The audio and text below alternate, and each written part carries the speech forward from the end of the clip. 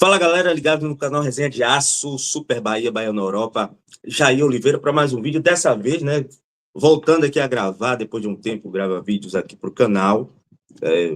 Ultimamente tenho gravado mais shorts do que os vídeos propriamente dito. Mas se você chegou aqui, você gosta desse canal, se inscreva, deixe já o seu like, que fortalece muito o nosso trabalho. Se inscreva no canal se você não for inscrito e compartilhe esse vídeo aqui com a galera. Eu vou falar do Bahia na Libertadores.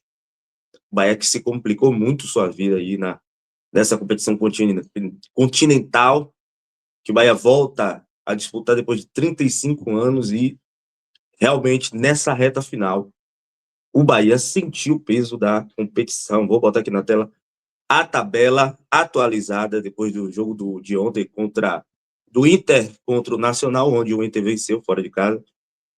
Então ficou assim, ó. O Atlético Nacional já está classificado com 9, né? O Atlético Nacional já está garantido na próxima fase. Inter com 8, Bahia com 7 e o Nacional com 4. Bahia e Inter vão fazer o jogo das suas vidas na próxima rodada, na última, né, rodada dessa fase da Libertadores. E o Inter só precisa de um empate jogando em casa para se classificar, ou seja, o Bahia precisa ganhar de qualquer jeito do Inter, lá no Beira-Rio, né? E a gente sabia que, desde quando saiu o sorteio, a gente sabia, e esse grupo, é bom se dizer, é o grupo da morte, né? O Bahia não caiu em qualquer grupo. O Bahia não caiu num grupo acessível, relativamente fácil, como outros times caíram. Brasileiros, como Flamengo, Botafogo, caiu no grupo acessível. O São Paulo, né, o Palmeiras, que está 100%, né, o único time 100% nessa Libertadores, ganhou todos os 5 jogos.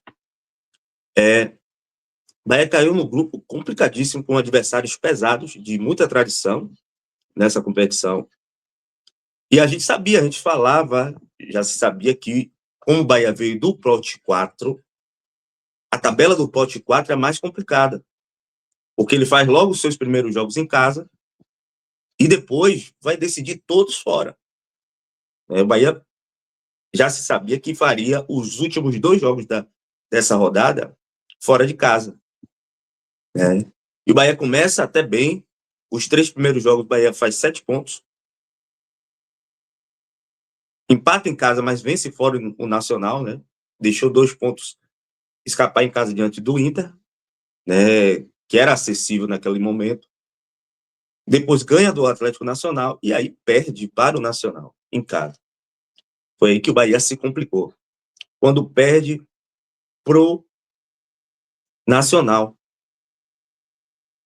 No momento de oscilação para baixo do elenco até, né, na temporada, o Bahia já vem de 3 jogos já sem vencer, perdeu 2 no Brasileiro, perdeu um no Brasileiro, perdeu já esses 2 aqui na Libertadores, vai para um jogo decisivo, que é contra o seu rival, contra o Bavi domingo, e eu acho que eu sempre falei, sempre defendi que o Bahia tem sim um elenco, diferente do que muitos falam, né? O Bahia tem um elenco para ser competitivo nos seus torneios que disputa. O Bahia hoje é 8º colocado do Campeonato Brasileiro, está na primeira parte da tabela, ali próximo aos times que brigam pela Libertadores, certo? O Bahia está praticamente classificado na Copa do Brasil, né? E o Bahia chega vivo na última rodada. Querendo ou não, o Bahia chega vivo no grupo da morte. O Bahia chega na última rodada vivo, com chances ainda de se classificar. Claro, obviamente que, na minha visão racional, o Bahia não é o favorito. Não vai ser o favorito contra o Internacional jogando lá no Beira-Rio. Mas o Bahia tem condições de chegar lá e surpreender. Tem condições. Tem jogadores que podem fazer a diferença. Embora não viva um bom momento, ninguém desaprende a jogar futebol. Num jogo desse, o Bahia chega lá, um Everton Ribeiro, um Cauli, um Pulga, pode chegar lá numa jogada e decidiu o jogo. Um Jean Lucas, um Caio Alexandre, descobrir um passe, um Juba. O Bahia tem jogadores que têm condições de fazer uma grande partida, de resolver o problema, de tirar uma boa jogada, um Coelho da cartola jogando lá do Beira-Rio. Certo? Acho que a temporada agora está começando a pesar no elenco.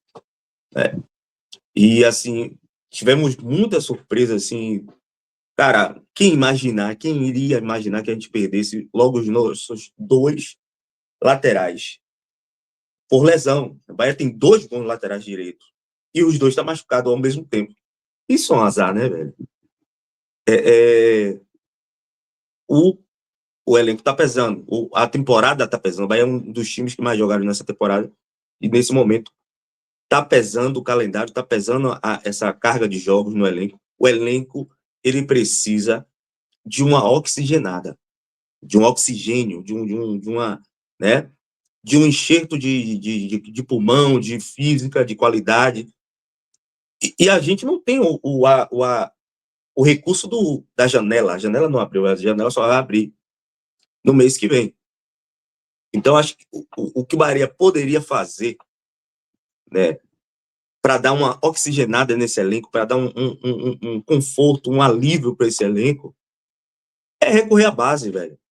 É recorrer à base. Temos jogadores na base com condições de atuar nesse time titular. A gente já teve provas e mostras disso. Hoje nós temos, o Juan Pablo, cara. O Bahia tem hoje um jogador que é um dos melhores jogadores de base do Brasil, titular da seleção brasileira sub-17, se eu não me engano é capitão. E o Bahia tem medo de utilizar o jogador. O Rogério Ceni tem medo de utilizar o jogador para não queimar o jogador. Sendo que, o que é o melhor para o elenco, para o time, eu acho que é recorrer à base. Né? Temos pontos, o Ademir está machucado, certo? Kaique não vive um bom momento, né? O Pulga está num momento de oscilação, até porque tudo é em cima dele. É óbvio que, o cara não vai aguentar. O Bahia é um time muito capenga, que a gente fala, né, entre aspas. O Bahia depende muito do lado esquerdo, joga muito pelo lado esquerdo. Tem os 2 melhores jogadores aí da temporada, que é o Pulga e o Juba, jogando pelo lado esquerdo. Então o Bahia utiliza muito aquele lado, fica até manjado. E chega uma hora que o jogador, ele vai oscilar, ele não vai decidir todo o jogo. O cara não é um Messi, não é um Cristiano Ronaldo. É o Pulga. E aí ele tá sentindo. Você trazendo o Juan Pablo, levando ele pro lado direito, como, por exemplo, o Rinestrosa, você olha pro Rinestrosa do Atlético Nacional, tem a física ali, o jeito de jogar é muito parecido com o de Juan Pablo. Né? O Rinestrosa é um jogador jovem ainda, 21 anos, se eu não me engano. Né? Hoje a gente vê os jogadores cada vez mais cedo sendo lançados, 17, 16 anos, e sendo protagonistas. Né? Yamal, Estevão, jogadores, São Paulo aí tá lançando aí também jogadores jovens de 17 anos. No Bahia, esse é um tabu. No Bahia, isso é um problema. No Bahia, o jogador tem que ser lançado quando tiver com, sei lá, 19, quando estourar a idade da base, porque fica com esse medo, com esse receio do torcedor criticar, de queimar o jogador, mas isso é experiência para o jogador também. Isso é benéfico para o jogador também, porque ele vai aprender desde cedo a lidar com a pressão. Né? Aí você tem o Juan Pablo, você tem o Thiago, você tem o Fred, você tem o Cauã Davi, você tem o Sidney, você tem o Jota, e você não utiliza o cara porque tem medo, e o elenco está pedindo esses jogadores. Está pedindo, pelo menos, que eles sejam testados. Porque senão a gente vai chegar contra o jogo, contra o Internacional lá, vamos chegar lá definhando. Vamos chegar lá com outras lesões, sem meias, né, sem pontas, porque o técnico tem medo de utilizar a base mesmo, o elenco pedindo esse tipo de solução, mesmo o elenco pedindo. Então, é bem isso, né, que eu queria aqui comentar com vocês. Tá difícil? É difícil, mas não é impossível. É difícil a classificação, mas não é impossível.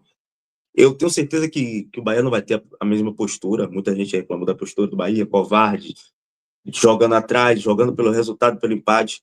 Tenho certeza que o Bahia não vai ter essa postura contra o Inter. Isso eu tenho certeza. O Bahia precisa se expor.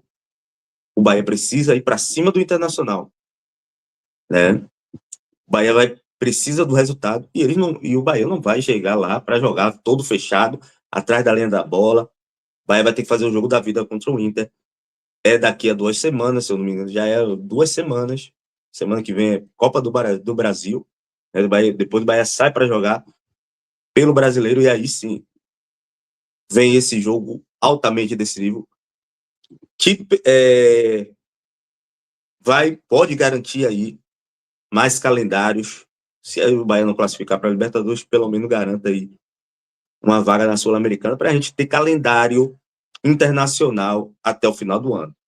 Que aí vai ser importante também para o time, até para como o Bahia vai se colocar no mercado de transferências mês que vem. Se o Bahia for para a Libertadores, o Bahia vai ter que gastar um pouco mais, qualificar um pouco melhor esse elenco.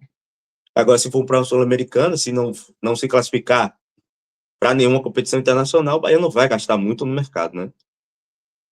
Mas é isso, galera. Valeu pela audiência, valeu pelo like. Tamo junto e bora Bahia!